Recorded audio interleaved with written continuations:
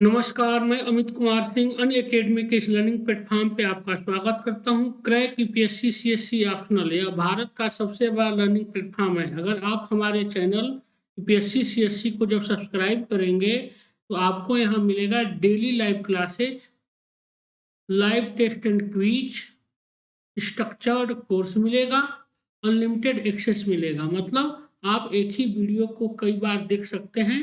यह सुविधा आपको यहाँ मिलेगी। इसके लिए आपको अनअकैडमी लर्निंग ऐप डाउनलोड करना होगा।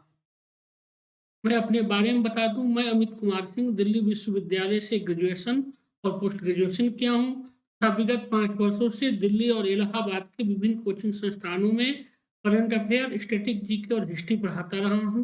मैं यूपीएससी का 2 बार और यूपीपीएससी का 3 बार इंटरव्यू दिया हूं तथा अन्य स्टेट पीसीएसओ का मैं लगातार मेंस देता रहा हूं। दोस्तों, अनअकैडमी आज एक ऐसा प्लेटफॉर्म है जहां भारत के सभी बेस्ट एजुकेटर जुड़े हुए हैं। चाहे वो किसी भी क्षेत्र से हो, कहीं से भी हो, सभी आज अनअकैडमी के इस प्लेटफॉर्म से जुड़े हुए हैं, जहां आप अपने मनपसंद एजुकेटर से अपनी पढ़ाई कर सकते हैं। यूपीएससी सीएससी के चैनल पे 15,519 से ज़्यादा कोर्सेज है जो कॉम्प्रिहेंसिव है। यूपीएससी सीएससी ऑप्शनल सब्सक्रिप्शन रखा गया है। 1 महीने का फीस रखा गया है 5,000 रुपये, 6 महीने की फीस है 22,500, 12 महीने का सब्सक्रिप्शन है 27,500, 24 महीने का सब्सक्रिप्शन है 40,000 और 36 महीने का सब्सक्रिप्शन है 50,000। अगर आप हमारा कोड 8KS001 हमारा कोड है, अगर आप इसका प्रयोग करते हैं तो आपको 10% का डिस्काउंट मिलेगा और आपको 1 महीने की जो फी है वो 10% डिस्काउंट के साथ 4500 रुपये, 6 महीने की जो फीस है वो 10% डिस्काउंट के साथ 20,250 रुपये और 12 महीने का जो फीस है वो 10% डिस्काउंट के साथ 24,750 रुपये और 24 महीने का जो फीस है वो 10% डिस्काउंट के साथ आपको 40,000 की जगह पे 36,000 रुपये और 36 महीने की जो फीस है, अगर आप हमारा कोड AKS001 का प्रयोग करते हैं तो आपको 10% की छूट मिलेगी और आपको इसके लिए 50,000 की जगह पे 45,000 रुपये पेड करना होगा। दोस्तों, यह बहुत ही नॉमिनल फीस है क्योंकि इससे कम फीस पे कोई भी संस्थान आपको इससे बेहतर सुविधा नहीं दे सकती है। कोई भी संस्थान आपको इससे बेहतर सुविधा नहीं दे सकती है। इसलिए आप हमारे चैनल यूपीएससी सीएससी, आप हमारे हिंदी पे आप हमारे कोड के साथ जरूर एडमिशन लीजिए और आप 10% की छूट मिलेगी और आप इससे लाभान्वित होइए। यही हमारी आपसे गुजारिश है। अनअकैडमी कम बैच की शुरुआत किया गया है। अनअकैडमी कम बैच की शुरुआत हुआ है। आपको 14 फरवरी मतलब कल और 28 फरवरी को 11 बजे दिन में आप हमारे कोड यूजर कोड AKS001 का प्रयोग कीजिए और आप अपना इनरोल करा लीजिए। 14 फरवरी और 28 फरवरी को हो रहा है। आप हमारे कोड के साथ इनरोल होइए और आप 14 फरवरी और 28 फरवरी को आप हमारा कोड AKS001 के साथ इनरोल होइए और इसका फायदा उठाइए।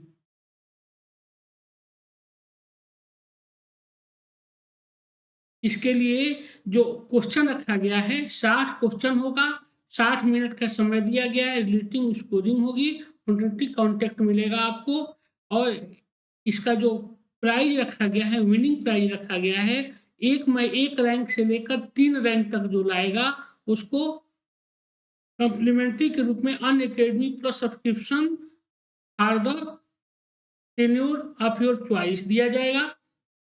रैंक 4 से लेके रैंक 10 तक जो लाएगा उसको 75% ऑफ अनअकैडमी प्लस सब्सक्रिप्शन में दिया जाएगा और रैंक 11 से लेकर रैंक 50 तक जो लाएगा उसको 50% ऑफ दिया जाएगा अनअकैडमी प्लस सब्सक्रिप्शन में और रैंक 51 से लेकर रैंक 500 तक जो लाएगा उसको 25% ऑफ दिया जाएगा Unacademy plus subscription for the tenure of your choice. इतना मिलेगा आपको। winner can choose the 6 month, 12 month, 24 month UPSC CSC GS subscription team and condition apply। Complete 1 year batch course की शुरुआत हो रही है, 12 फरवरी से शुरू हुआ है। कंप्लीट 1 ईयर बैच कोर्स की शुरुआत 2022 के लिए 12 फरवरी से। कंप्लीट 2 ईयर बैच कोर्स की शुरुआत हो रही है, 12 फरवरी से हुआ है 2023 के लिए। और एनसीईआरटी बैचेस की शुरुआत किया गया है यूपीएससी सीएससी प्रीलिम्स के लिए 12 फरवरी से। आप हमारा कोड AKS001 का प्रयोग कीजिए, आपको 10% की छूट मिलेगी और आप लोग जरूर एडमिशन लीजिए। UPSC CSC optional plus UPSC CSC iconic GS का जो फीस रखा गया है वो रखा गया है 12 महीने की फीस है 88,705 रुपए। 24 महीने की जो फी है 1,31,510 रुपए और 36 महीने की जो फी है 1,67,220 रुपए।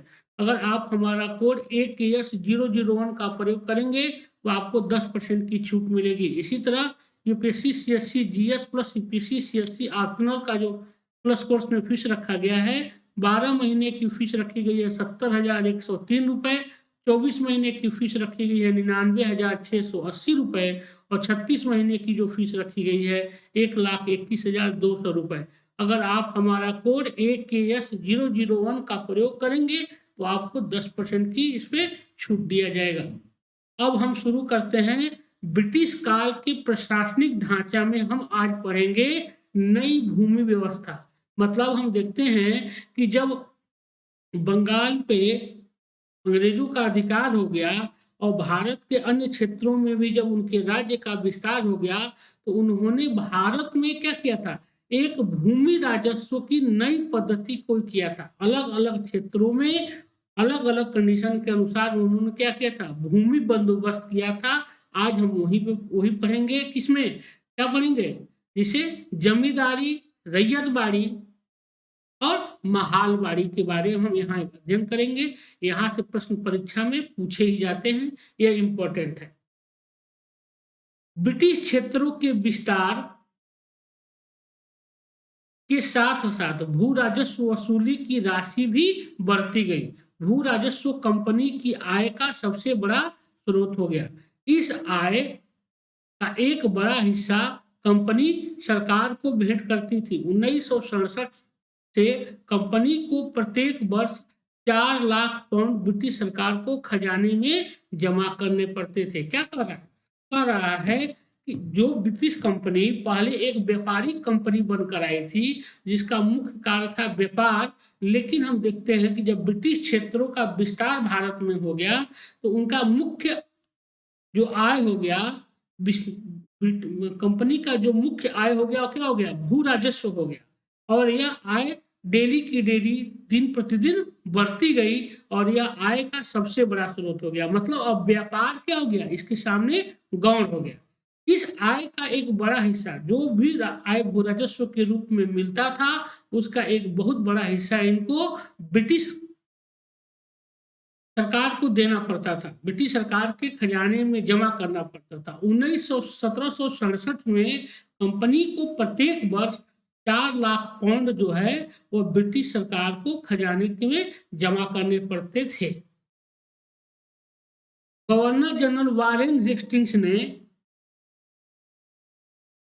1772 में बंगाल में द्वैध शासन को गवर्नर जनरल वारेन हेस्टिंग्स ने 1772 में बंगाल में द्वैध शासन को की व्यवस्था को क्या कर दिया, समाप्त कर फार्मिंग सिस्टम, इजारेदारी प्रथा का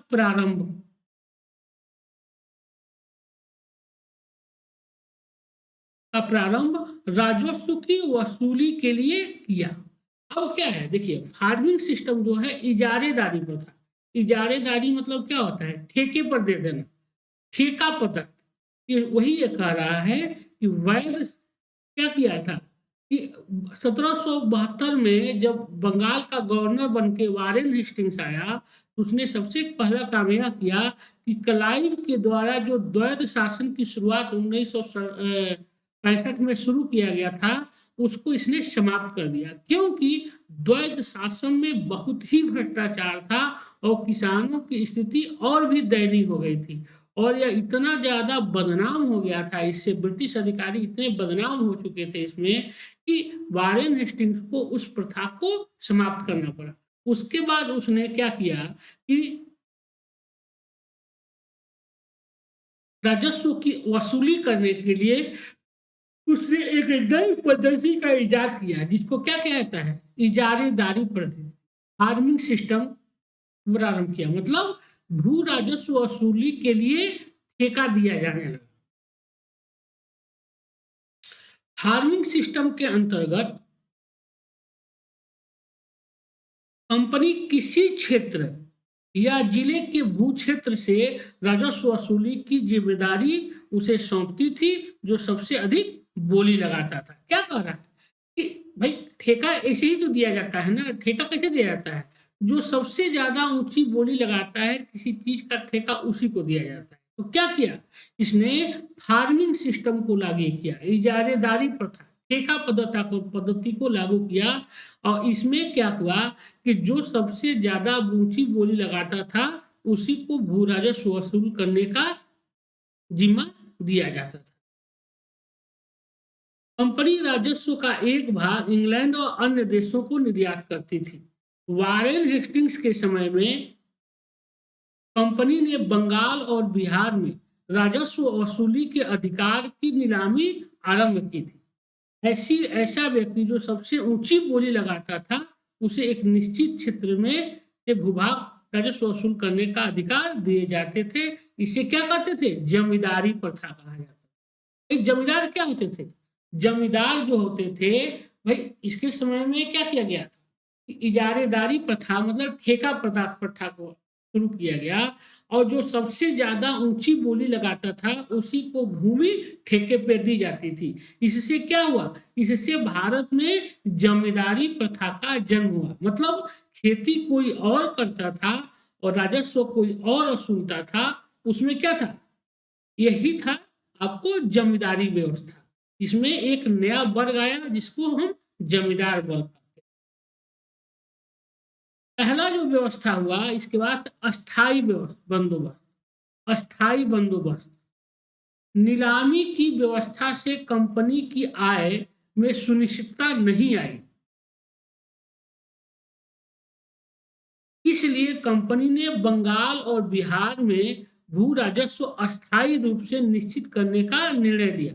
1793 ईस्वी में कॉर्नवालिस ने यह नई व्यवस्था लागू कर दी, जिसे अस्थायी बंदोबस्त कहा जाता है। क्या कर रहा है कि अब देख रहे हैं कि 1774 में वारेन हेस्टिंग्स ने क्या किया, वारेन हेस्टिंग्स ने बंगाल में द्वैध शासन समाप्त करके जमींदारी प्रथा को शुरू किया, इजारेदारी मतलब भूमि को ठेके, भूमि राजस्व को वसूलने के लिए ठेका दिया जाने लगा। इससे एक नई व्यवस्था का जन्म हुआ, वह था जमींदारी।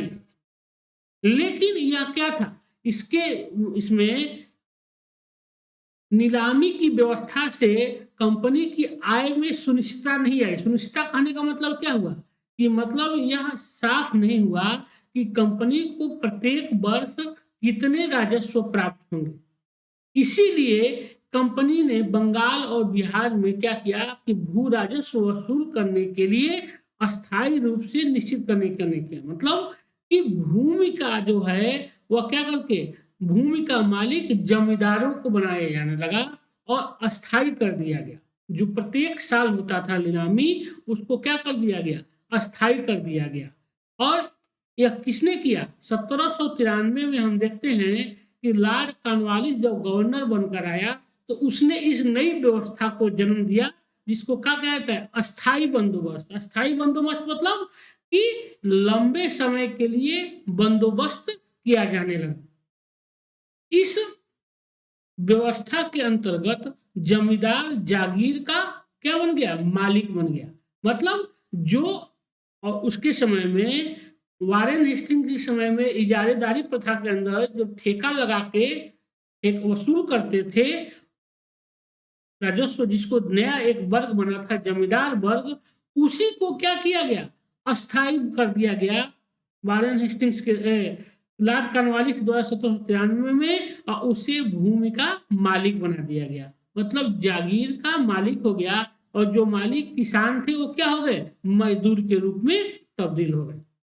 किसान जो पहले भूमि के मालिक थे वो मजदूर के रूप में तब्दील हो गए और जो जो नई व्यवस्था के तहत जो भूमि को अस्थायी बंदोबस्त किया गया उसमें जो राजस्व वसूलने वाले थे, ठेकेदार थे, उनको क्या करके अस्थायी करके उनको भूमि का मालिक बना दिया गया। यही था स्थायी बंदोबस्त। उसे प्रत्येक वर्ष एक निश्चित समयावधि में राजस्व एक निश्चित राशि सरकार को देनी पड़ती थी। क्या कह रहा है कि इस व्यवस्था का जो किया गया अस्थायी बंदोबस्त, इसमें क्या कहा गया कि एक निश्चित समय तय किया गया, एक निश्चित समय किया गया कि आपको एक वर्ष के अंदर इस समय तक आपको एक निश्चित राजस्व, भू राजस्व देना होगा। कितना किया गया था? 10/11। 10/11 जो राजस्व था उसका मालिक कौन थे? अंग्रेज, मतलब कंपनी। और 1/11 जो होता था, 1/11 यह जमींदार लेते थे। जो भी वसूली होती थी उसके 10/11 भाग पर कंपनी का अधिकार था और 1/11 भाग पर राजस्व पर जमींदार का। लेकिन इसके लिए क्या कर दिया गया? समय फिक्स कर दिया गया कि अगर आप इतने समय तक नहीं देते हैं भू राजस्व तो क्या कर दिया जाएगा? आपकी जागीर जमींदारी को नीलाम कर दिया जाएगा। और इसी को क्या कहा गया था? सूर्यास्त कानून कहा गया। इसी को सूर्यास्त कानून कहा गया कि अगर जो समय निश्चित किया गया, अगर सूर्यास्त होने से पहले तक अगर आप भू राजस्व नहीं चुकाते हैं तो आपकी जगीर को जब्त कर लिया जाएगा और उसे बेचकर भू राजस्व वसूल किया जाएगा। इसी को अंग्रेजों ने क्या नाम दिया था? कॉर्नवालिस ने सूर्यास्त कानून। यह बंदोबस्त जो था, यह बंदोबस्त था अस्थायी बंदोबस्त।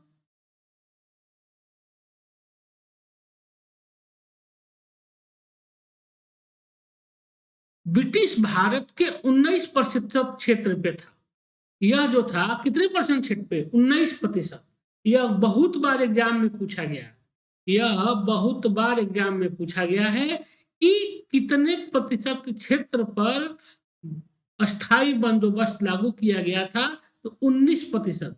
पूरे ब्रिटिश भारत का मतलब जो क्षेत्र ब्रिटिश भारत में थे उसके 19% भूभाग पे अस्थायी बंदोबस्त लागू किया गया।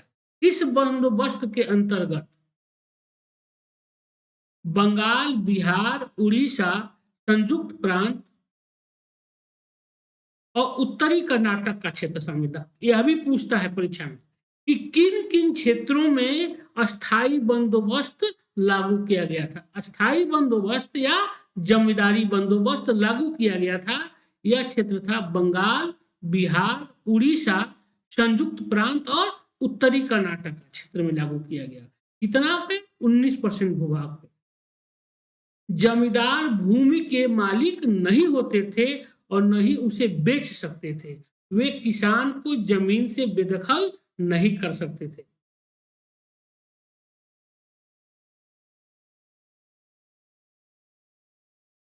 में क्या था?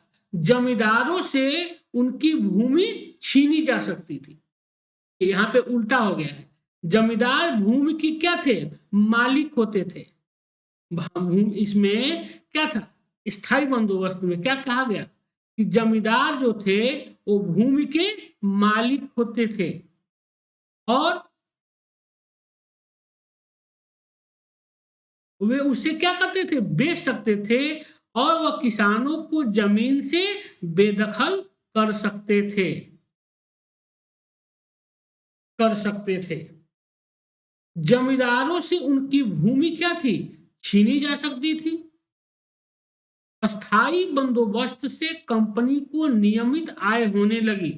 इस व्यवस्था ने जमींदारों के एक नए वर्ग का जन्म दिया जो अंग्रेजों के प्रति क्या रहे, वफादार रहे। भाई क्योंकि कहा जाता है यह व्यवस्था लागू करने के पीछे कॉर्नवालिस का एक मकसद भी था। कॉर्नवालिस खुद ही वह ब्रिटेन के एक जमींदार परिवार से आता था, एक खुद जमींदार था, इसीलिए उसने क्या किया, भारत में जमींदारों का पक्ष पोषण किया। अब इस व्यवस्था से क्या हुआ, यह व्यवस्था लागू हुई तो सबसे ज्यादा शोषण किसानों को हुआ। किसान जो भूमि के मालिक थे उनको भूमिहीन कर दिया गया, और भूमि का मालिक किसको मान लिया गया, जमींदार को मान लिया गया। इससे अंग्रेजों को यह फायदा हुआ कि अंग्रेजों को एक नया वर्ग मिल गया जो उनके राज्य की रक्षा कर सकता था, और वह काफी सशक्त भी था, इसलिए क्योंकि भू राजस्व का एक अच्छा खासा हिस्सा उसके पास भी जाता था। तो किसान तो इस व्यवस्था से गरीब हुए, लेकिन जमींदार वर्ग जो था इसका पक्ष पोषण हुआ, वह ब्रिटिश सरकार के प्रति लायल रहा, ईमानदार रहा। 1790 ईस्वी में कॉर्नवालिस ने यह योजना बनाई कि जमींदारों को जमीन के मालिक के रूप में स्वीकृत कर निश्चित अवधि के लिए निश्चित लगान के बदले उन्हें भूमि दे दी जाए। क्या कह रहा है, पहले क्या किया था, पहले किसान को भूमि का मालिक माना गया था, पहले किसान को भूमि का मालिक माना गया था। देखिए यहाँ पे गड़बड़ हो गया है, यहाँ पे क्या थे, शुरू में क्या कहा गया था कि जब जमींदार क्या थे, मालिक नहीं थे, जमींदार जो थे वह मालिक नहीं थे और न ही भूमि को बेच सकते थे, और किसानों को भी वो क्या करते थे, बेदखल नहीं कर सकते थे। लेकिन 1990 में कॉर्नवालिस ने एक नई व्यवस्था, देखिए वह किसके पहले है, हम देखते हैं कि इस व्यवस्था का इजाद किया था सबसे पहले कॉर्नवालिस ने। तो एक नया वर्ग हुआ जमींदार, वो क्या करता था, केवल भू राजस्व वसूल करने का कार्य करते था। और उसके समय में कॉर्नवालिस के वारेन हेस्टिंग्स के समय में भूमि का जो मालिक था वह किसान था, और उसको भूमि से बेदखल जमींदार नहीं कर सकते थे। लेकिन जब 1790 ईस्वी में कॉर्नवालिस गवर्नर जनरल बनकर आया तो उसने एक नई योजना लाई।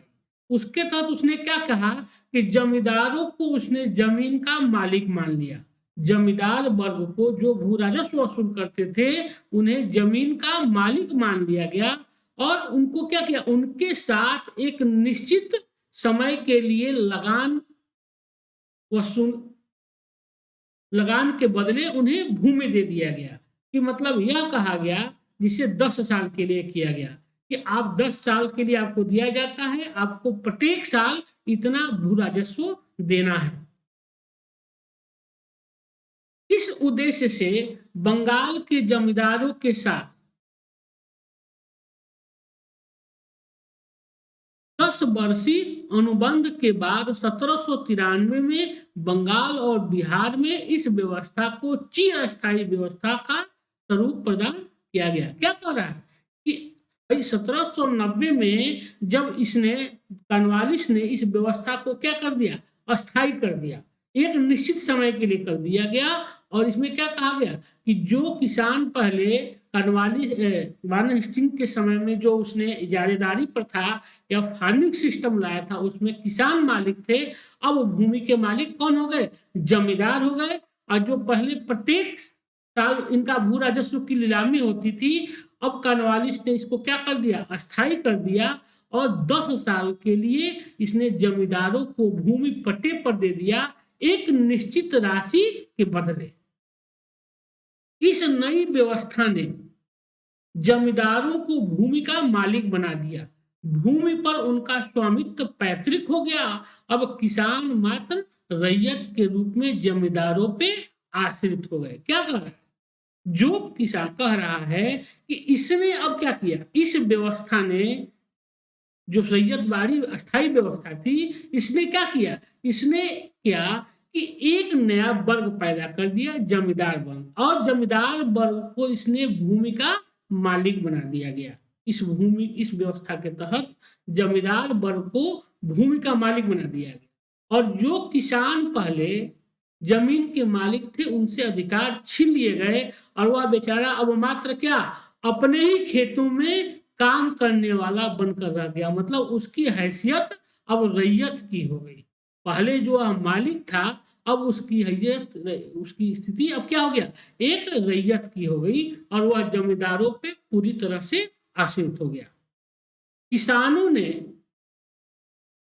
किसानों के भूमि संबंधी अन्य पैतृक अधिकार भी समाप्त कर दिया गया। जैसे अन्य पैतृक अधिकार था, क्या था, पहले किसान इसको अपनी भूमि को बेच सकते थे, या अपने, ये क्या था, पैतृक भूमि थी, मतलब पुश्त दर पुश्त एक दूसरे पर हस्ताक्षरित होती थी। जैसे आज पिता मालिक है तो कल उसका पुत्र मालिक होता था, कल उसका पुत्र मालिक होता था। यह क्या था, हस्तांतरित थी। लेकिन यह अधिकार भी समाप्त कर दिया गया, क्योंकि अब जमींदार को भूमि का मालिक बना दिया गया और उसको उनका पैतृक कर दिया गया। मतलब कि अगर एक जमींदार की मृत्यु होती है तो उसकी संपत्ति, उसकी भूमि जो है वह उसके पुत्र को दे दी जाएगी, ऐसी व्यवस्था किया गया। जमींदारों के लिए यह आवश्यक बना दिया गया कि वे निश्चित अवधि के लिए निर्धारित किए गए लगान का 10/11 हिस्सा कंपनी के कोष में जमा करवा दें और 1/11 भाग लगान वसूली में होने वाले आय के रूप में अपने पास रख लें। क्या कह रहा है, अभी जो हम बताए थे, इसमें क्या किया गया कि भू राजस्व का क्या होगा, 11 हिस्सा लगेगा। 11 हिस्सा में 10/11 जो हिस्सा होगा वह कंपनी के पास भेजा जाएगा भू राजस्व के रूप में, और 1/11 हिस्सा जो होगा वह क्या होगा, वो जमींदार अपने पास रखेगा। यह निश्चित किया गया था इसमें कि कंपनी के को 10/11 भाग और 1/11 भाग जो होगा वह किसके पास जाएगा, वह जमींदार के पास जाएगा। जमींदारों के लिए निश्चित अवधि पर लगान जमा करना आवश्यक था, अन्यथा उनका स्वामित्व समाप्त कर उनकी जमींदारी नीलाम कर दी जाती थी।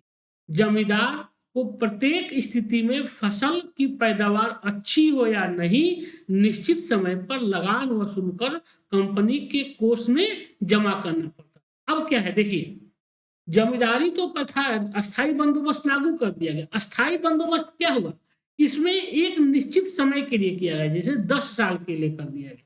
अब मान लीजिए कि 10 साल में अगर सूखा पड़ गया, बाढ़ आ गया, फसल नहीं हुई, फिर भी लगान देना पड़ता था। फिर क्योंकि क्या कर दिया गया था, यह एक ही बार निश्चित कर दिया गया था, यह एक ही बार निश्चित कर दिया गया था, इसलिए जमींदार को भी लगान देना पड़ता था। इसलिए जमींदार क्या करते थे, किसानों को परेशान करते थे और वसूली करने के लिए तरह तरह के हथकंडे अपनाते थे, जैसे उनके गाय बैल को बिकवा देना, उनके घर को बिकवा देना। इस तरह वह भू राजस्व, इससे क्या हुआ, जमींदार वर्ग तो धनी होते गए, लेकिन जो बेचारे किसान थे उनकी और दयनीय स्थिति हो गई।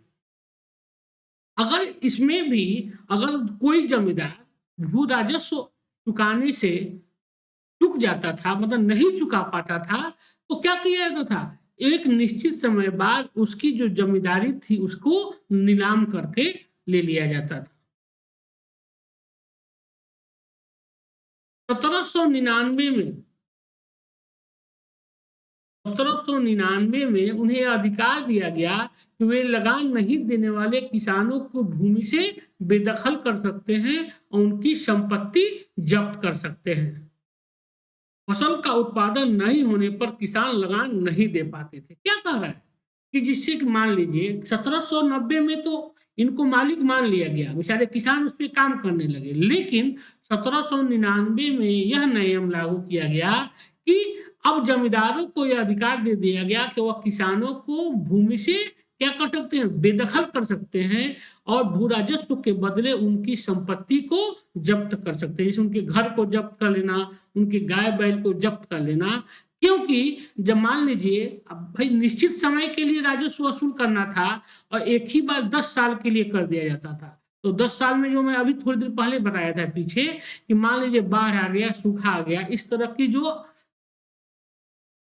प्राकृतिक विपदा आती थी उसमें फसल नहीं होते थे, फिर भी बेचारे किसान को क्या करना पड़ता था, भू राजस्व देना पड़ता था।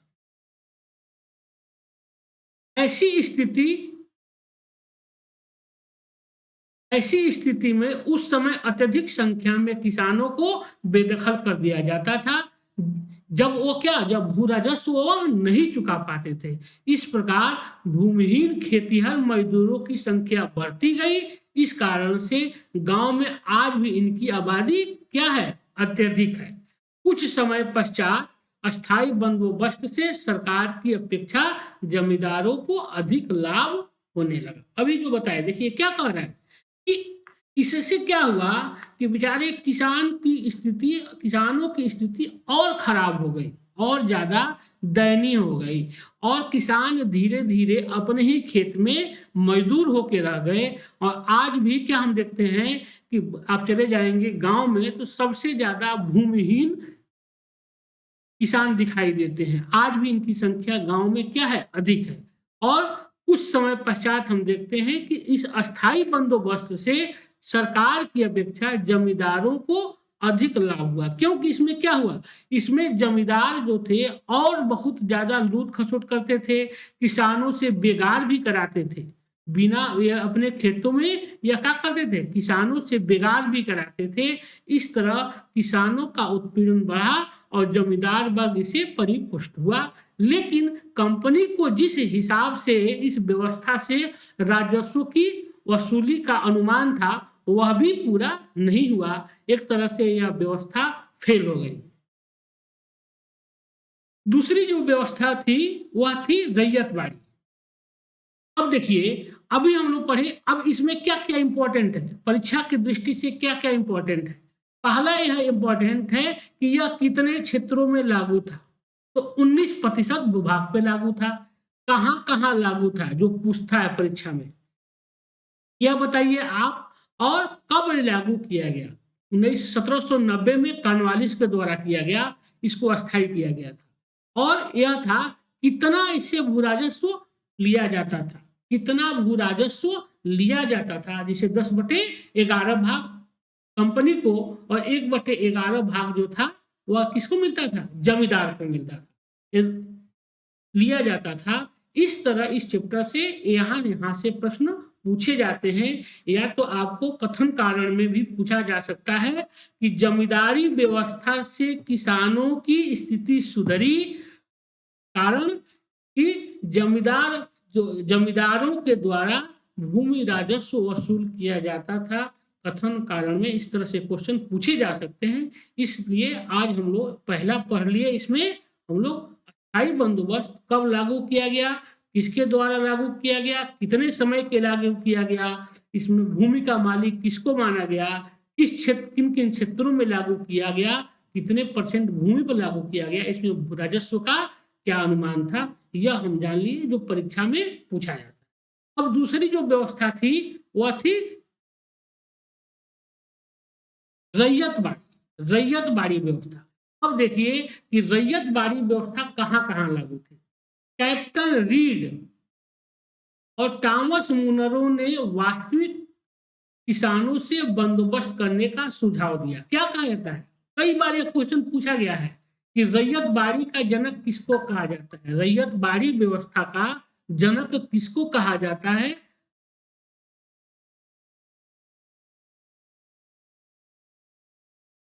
तो रैयत बाड़ी व्यवस्था का जनक कहा जाता है कैप्टन रीड और टॉमस मुनरो को। कैप्टन रीड और टॉमस मुनरो को रैयत बाड़ी व्यवस्था का जनक कहा जाता है। इस व्यवस्था में, रैयत बाड़ी व्यवस्था में, रैयत मतलब क्या होता है, किसान। कैप्टन रीड और टॉमस मुनरो ने यह सुझाव दिया कि किसानों से बंदोबस्त किया जाए।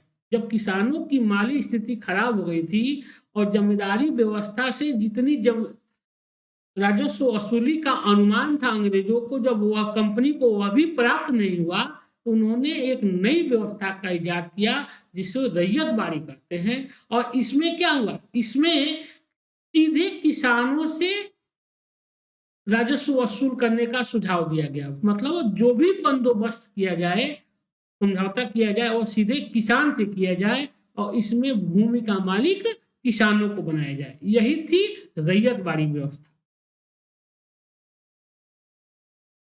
इस व्यवस्था में सरकार ने जमीन अर्थात रैयत किसानों को दे दी। यह व्यवस्था बंबई, मद्रास, असम में लागू थी। बहुत इंपॉर्टेंट है, पूछता है कि यह कहाँ कहाँ यह व्यवस्था लागू थी। रैयत बाड़ी की व्यवस्था कहाँ कहाँ लागू थी? तो बंबई में, मद्रास प्रांत में और असम प्रांत में इस व्यवस्था को, रैयत बाड़ी व्यवस्था को लागू किया गया।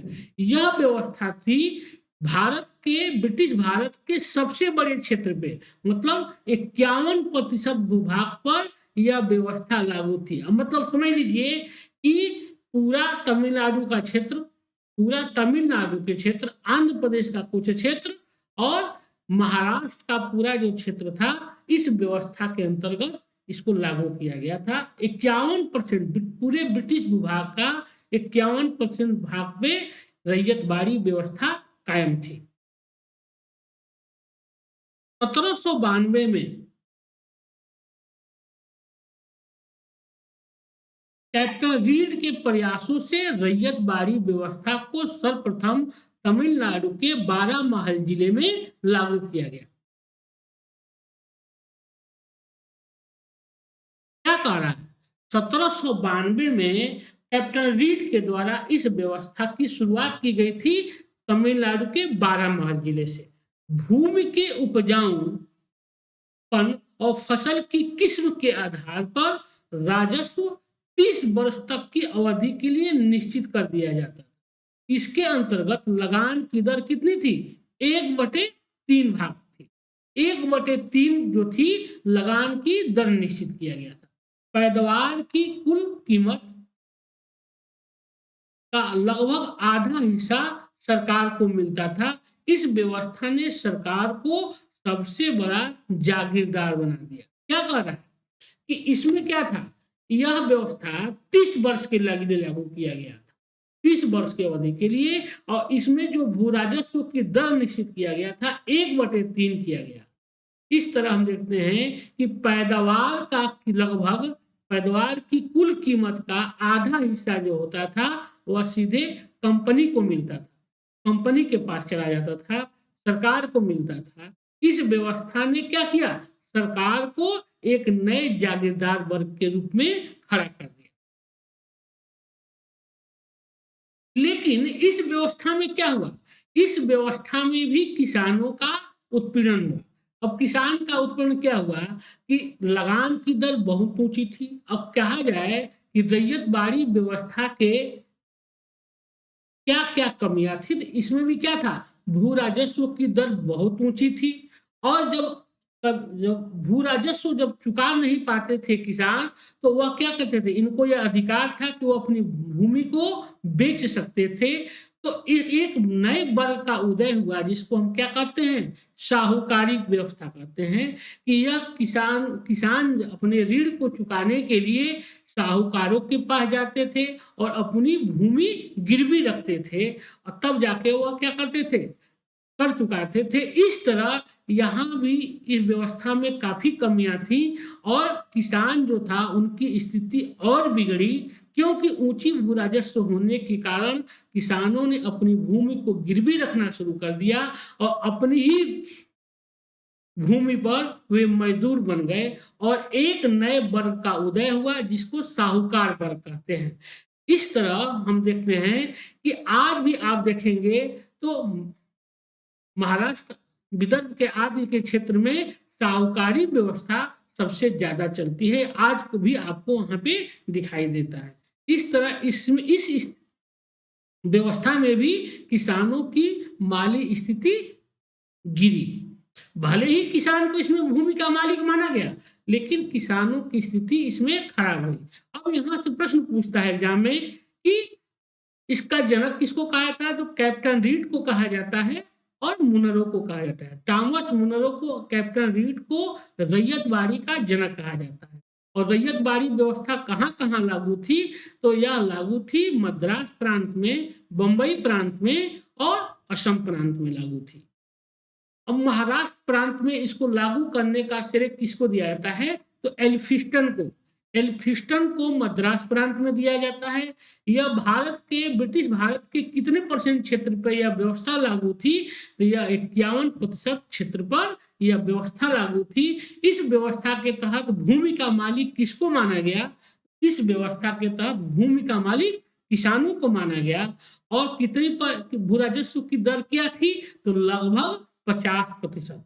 पूरे उत्पादन का लगभग 50% भूमि राजस्व की दर थी। इस तरह इस परीक्षा में यहां से प्रश्न पूछे जाते हैं। तीसरी जो व्यवस्था थी वो थी महालवाड़ी।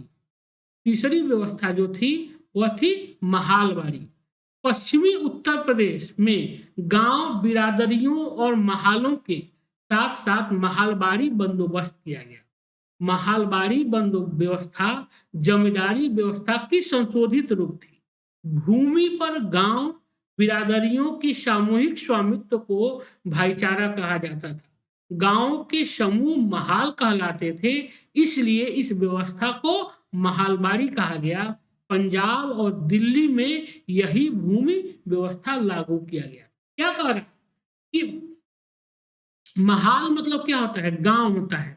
तो सीधे क्या कहा गया इसमें? आखिर महालवाड़ी व्यवस्था क्यों लाया गया? महालवाड़ी व्यवस्था क्यों लाया गया?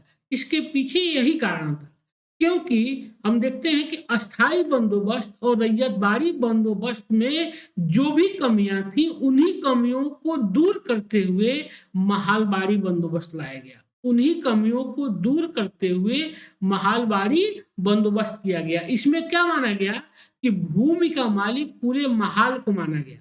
महाल मतलब क्या होता है? गांव होता है। गांव के जितने लोग होते हैं, एक ही बिरादरी के लोग उनके होते हैं, उनको क्या कहते हैं? महाल कहा गया है।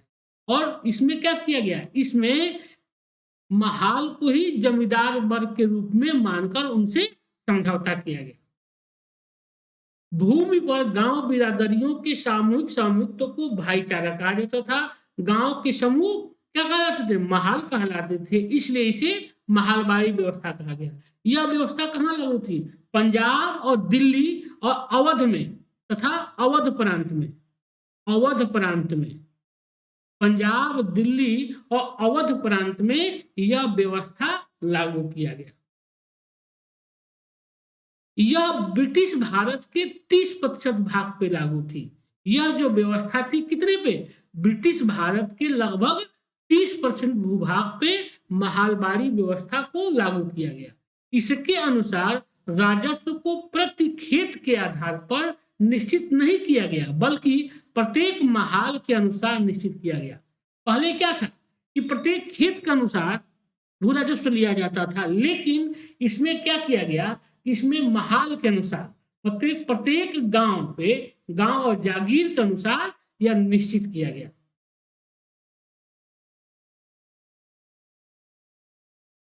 इसलिए यह व्यवस्था महालवाड़ी पद्धति के नाम से जानी जाती है। समस्त महाल ग्राम सम्मिलित रूप से राजस्व चुकाने के लिए उत्तरदायी था। इस व्यवस्था का श्रेय किसको जाता है? हाल्ट मैकेंजी को। अब देखिए प्रश्न यही से पूछता है कि महालवाड़ी व्यवस्था का जनक किसको माना जाता है? तो महालवाड़ी व्यवस्था का जनक हाल्ट मैकेंजी को माना जाता है।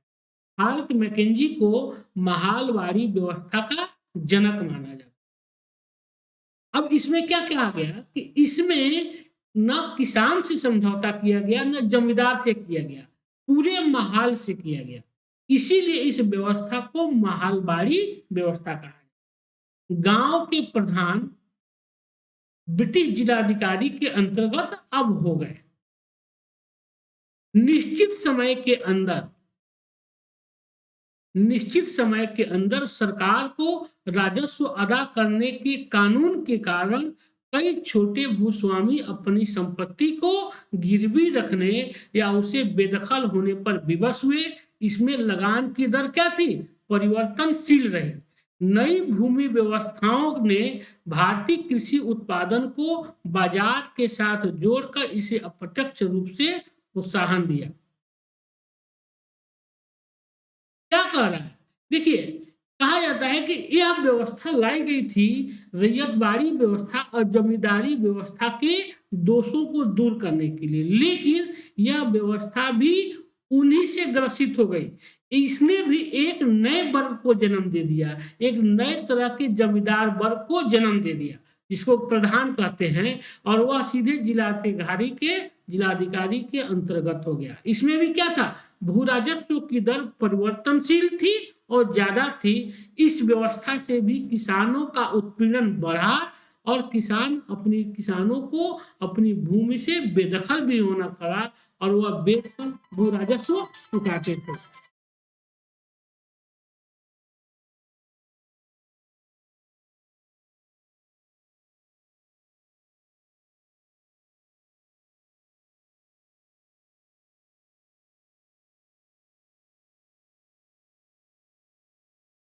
परिणाम स्वरूप खाद्यान्न व नकदी फसलें और बागान की वस्तुएं आदि देशी और विदेशी बाजारों के लिए बिक्री के लिए महत्वपूर्ण बन गई। ब्रिटिश व्यापारी अफीम को बड़े पैमाने पर चोरी छिपी चीन से ले जाने लगे और भारत में अफीम के पैदावार बढ़ाने के लिए किसानों को प्रोत्साहित किया गया। दक्कन की काली मिट्टी में कपास की खेती को बहुत ज्यादा बढ़ावा मिला। अंग्रेजों को जूट, चाय, कहवा के निर्यात से अधिकाधिक मुनाफा मिलने लगा। यह व्यवस्था सामाजिक और आर्थिक रूप से असफल सिद्ध हुई। क्या कह रहा है कि इन व्यवस्थाओं को बाजारों उन्मुख किया गया, मतलब किसान जो है उन्हीं फसलों का उत्पादन करें जो बाजार में बिक सकती हैं, जिन्हें से ज्यादा राजस्व प्राप्त हो सकता है। जैसे अफीम की खेती को बढ़ावा दिया गया कि जिससे चीन के साथ जो अफीम का व्यापार हो रहा है उस पर कम राजस्व खर्च हो। उसी तरह दक्कन का जो काली मिट्टी का क्षेत्र है उस क्षेत्र में कपास की उत्पादन को बढ़ावा दिया गया, जिससे मैनचेस्टर की मिलों के लिए कपास उत्पन्न हो सके। और क्या किया गया, अंग्रेजों ने जूट का, चाय का, कहवा का से अधिक निर्यात से अधिक लाभ कमाने के लिए इन फसलों को उत्पादित करने के लिए किसानों को प्रोत्साहित किया। कहने का मतलब यह हुआ कि इससे बाजारों उन्मुख व्यवस्था उत्पन्न करने की व्यवस्था की गई। इससे क्या हुआ, इससे किसानों को अत्यधिक कष्ट हुआ, क्योंकि अब किसानों से जब आप नकदी फसलें उगाने लगे तो उनको खाने के लिए जो फसल, मतलब गेहूं, चावल आदि जो मोटे अनाज थे वह नहीं उगा सकते थे। इससे उनकी स्थिति और खराब हुई और खास करके जब अकाल आदि का समय आता था उसमें यह दिखाई देता है कि कितने कितने किसान मर जाते थे, कितने ज्यादा लोग मर जाते थे। इस तरह इन व्यवस्थाओं से, चाहे वह अस्थायी बंदोबस्त रहा, चाहे रैयतवाड़ी बंदोबस्त रहा और चाहे वह महालवाड़ी बंदोबस्त रहा, इन तीनों व्यवस्थाओं से किसानों की स्थिति में बहुत ज्यादा गिरावट आई। इस तरह हम लोग पढ़ लिए क्या, अस्थायी बंदोबस्त, रैयतवाड़ी बंदोबस्त और महालवाड़ी बंदोबस्त। इसका क्या क्या इंपॉर्टेंट है, कितने कितने क्षेत्र पे लागू किया गया, कहाँ कहाँ लागू किया गया, कब लागू किया गया, इसका जनक किसको कहा जाता है और इसमें किसानों को किसमें किसानों को मालिक माना गया, किसमें रैयत को मालिक माना गया, किसमें जमींदार को मालिक माना गया। इस तरह यह चैप्टर काफी इंपॉर्टेंट है परीक्षा की दृष्टि से। खास करके आप जो भी प्रीलिम्स का एग्जाम दे रहे हैं, चाहे आप मेंस का एग्जाम देंगे, यहाँ से इस भूमि व्यवस्था से प्रश्न पूछे जा सकते हैं। अब इसी के साथ पीछे हम लोग बॉक्स में कुछ हमको नोट कराए थे, आप लोग इसको भी देख लेंगे। यह भी प्रमुख कृषि पद्धति है, भारत में रही है, जो काफी चर्चा का विषय रही। जैसे पहला थी तीन कठिया प्रथा। आप लोग सब लोग जानते हैं कि तीन कठिया प्रथा कहाँ लागू थी। बिहार के चंपारण जिले में किसानों को इस प्रथा के अंतर्गत अंग्रेज नील बागानों से अनुबंध के तहत अपनी भूमि के 3/20 भाग पर नील की खेती करनी पड़ती थी। क्या थी नील कठिया प्रथा, इसमें यह था कि यह चंपारण जिले में लागू थी। यह बिहार के चंपारण जिले में 3 कठिया प्रथा लागू थी, जिसमें प्रत्येक किसान को अपनी भूमि के 3/20वें भाग पे, मतलब 20 कट्ठे में से 3 कट्ठे पर उनको नील की खेती जबरदस्ती कराई जाती थी। आप देखे होंगे कि इसी नीलकंठिया पद्धति से किसानों को बचाने के लिए गांधी जी ने 1917 में चंपारण सत्याग्रह किया था। दूसरी प्रथा थी दुबला हाली प्रथा। दुबला हाली प्रथा, इस प्रथा के अनुसार दुबला हाली प्रथा के अंतर्गत भूदास अपनी संपत्ति एवं स्वयं का संरक्षक अपने मालिकों को मानते थे। यह प्रथा कहाँ पे? सूरत में प्रचलित थी। मतलब यह दास प्रथा से थी कि मतलब दासों से भूमि खेती कराई जाती थी। इसमें क्या थे? संपत्ति तो थे, स्वयं संरक्षक अपने मालिकों को मानते थे। मतलब दासों को मालिकों का संरक्षक माना जाता, संपत्ति माना जाता था। और यह दुबला हाली जो प्रथा थी यह सूरत में प्रचलित थी। कई बार यह एग्जाम में पूछा गया है कि हाली प्रथा कहाँ प्रचलित थी, तो सूरत में प्रचलित थी, गुजरात के। तीसरा था ददनी प्रथा। इस प्रथा के अंतर्गत ब्रिटिश व्यापारी भारतीय उत्पादकों, कारीगरों, शिल्पियों आदि को निर्मित माल प्राप्त करने के लिए अग्रिम अथवा पेशगी के रूप में धन देते थे। इसको क्या कहा जाता था? ददनी प्रथा कहा जाता है। यह प्रथा आज भी बहुत जगह चलती है। इसमें क्या होता था कि जैसे मान लीजिए कि आलू उत्पादक क्षेत्र है, किसानों को पहले ही व्यापारियों के द्वारा धन दे दिया जाता है कि आप इस क्षेत्र पे आलू का उत्पादन कीजिए, हम इसको खरीद लेंगे। यही थी ददनी प्रथा। यह थी तो हम लोग स्थायी बंदोबस्त, रैयतवाड़ी बंदोबस्त और महालवाड़ी के साथ साथ दुबला हाली प्रथा, ददनी प्रथा और नीलकंठिया पद्धति के बारे में भी जान लिए, जो परीक्षा की दृष्टि से इंपॉर्टेंट है। और चौथा जो एक है इसमें कम्युनिटी प्रथा क्या थी, यह भी बहुत बार खास करके बिहार के एग्जाम में पूछता है। कम्युनिटी प्रथा, इस प्रथा के अनुसार कृषि दास के रूप में खेती करने वाली कमियां जाति अपने मालिकों से ऋण के ब्याज के बदले जीवन पर्यंत उनकी सेवा करते थे। यह प्रथा बिहार, उड़ीसा में प्रचलित। बहुत बार एग्जाम में पूछा गया है यह क्वेश्चन, यूपीएससी तक में पूछा गया है कि कम्युनिटी प्रथा कहाँ लागू थी।